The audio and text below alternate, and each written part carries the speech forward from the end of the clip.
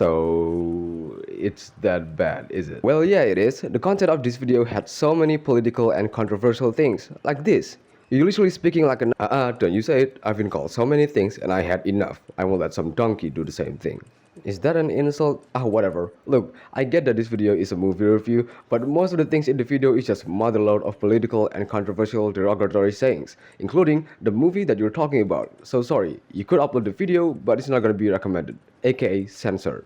Yeah, you're right. Wait. Where are you going? Okay, I'm back. Fuck! You give me some time, I'll remove anything like you said except some things that are in the movie I'm reviewing, and I'll put a disclaimer that the video is not political. How about that? Finally, you listen to me, Benzona. Did you just curse at me in Hebrew? No, just go and do it quickly. Dear YouTube, with the utmost respect, I apologize for my previous actions. With full honesty and responsibility, I will do better actions in the future.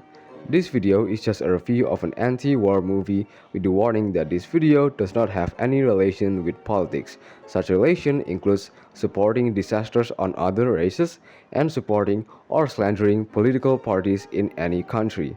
I hope YouTube will understand that this video was created for entertainment purposes and nothing else. I want you to imagine this scenario. You woke up in a basement. You heard gunshots and explosions outside. There's an all-out war happening. Meanwhile, the only door in the basement that leads outside has been completely shut. Now you can either try to open the door if you could, or just sit back and slowly die. That is a terrifying premise for a movie, and because it is.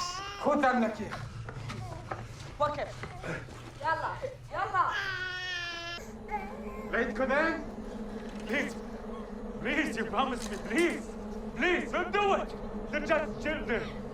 They are not fighters. Welcome to Farha.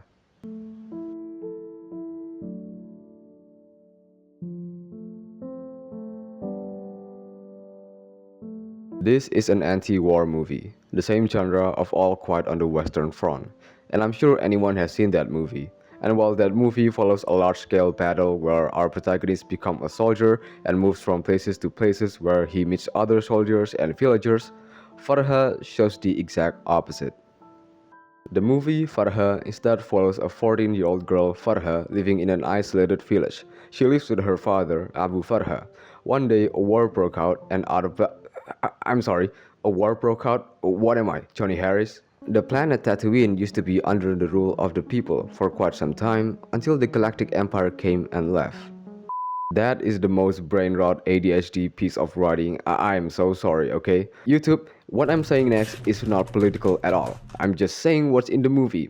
Got it? Okay, back on track. So Farha is in a quite complicated situation. She lives in the region of Palestine under the rule of the British Empire.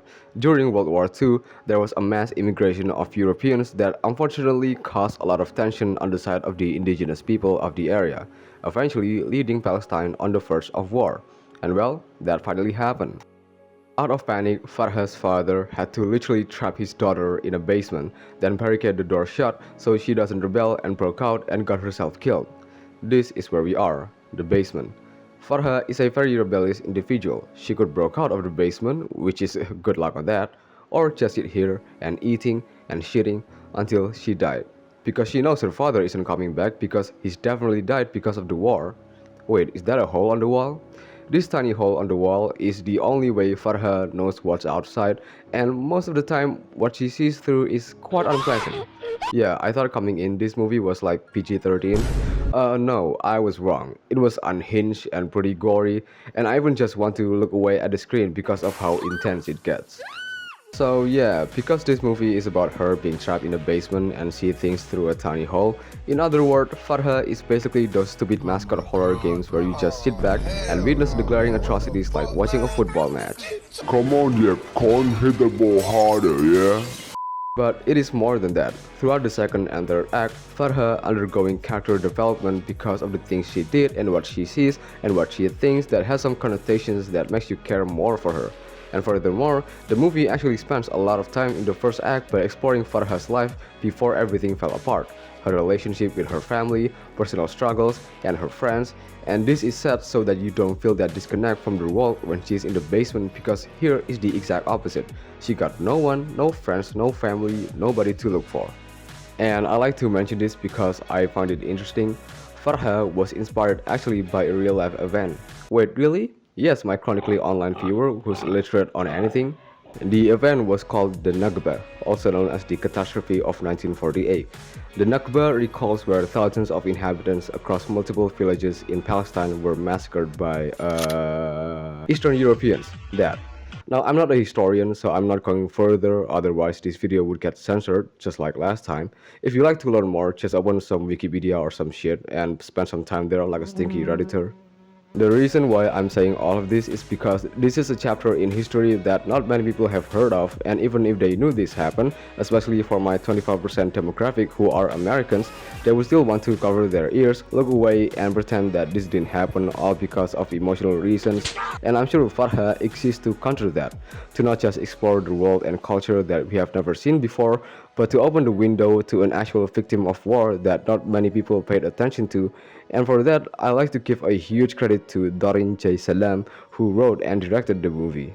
What we see today in the news only confirms that the Nakba is still continuous. The wound is still bleeding. This is why when people tell me, why are you opening an old wound? I say that the wound is still bleeding and the Nakba is still continuous. It's still happening every day. Farha might feel like a slow burn movie about over-exaggeration of little things from the perspective of a girl who got trapped in a basement and could only see what's outside from a tiny hole, but it shows the context of what happened to her life before, what happened to her mentality on the basement, and what happened on what she sees through that tiny hole on the wall that took me on the edge of my seat because of how much effort being put in the characters to make us care so much so that the story can get from 0 to 100 real quick and give us a deserved feeling of appreciation and gives attention towards the suffering of a people who largely were ignored by the world because of war. And if you have watched All Quiet on the Western Front, then I really recommend you Farha. Now, just a warning, the movie gets pretty brutal, it's even in the rating, so you have been warned. Whoa, okay, that was a piece of work. And again, YouTube, please do not censor this video, I'm begging you. Anyway, if you enjoyed this video, leave a like and comment down below on what you think of this movie, to those who have watched it, obviously. And if you want to support the channel, then feel free to subscribe because it helps me make better content. And I'll see you later. Peace.